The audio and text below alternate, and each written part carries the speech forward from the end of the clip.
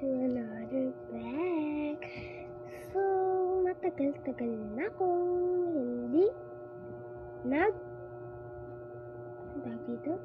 hindi na ako nagbibideo sa YouTube dahil hindi na po ako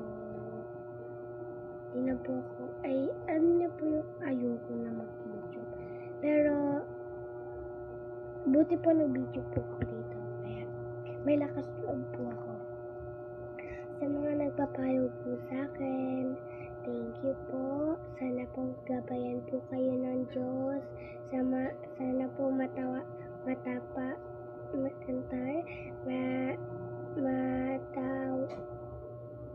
matawaran po kayo ni ang ating taas. So, sana po maging mabait po kayo sa ginagawa nyo. Sana po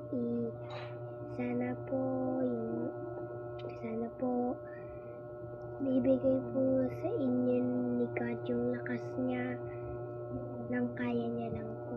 And mag-upload na po ako sa YouTube in 2026 at abangan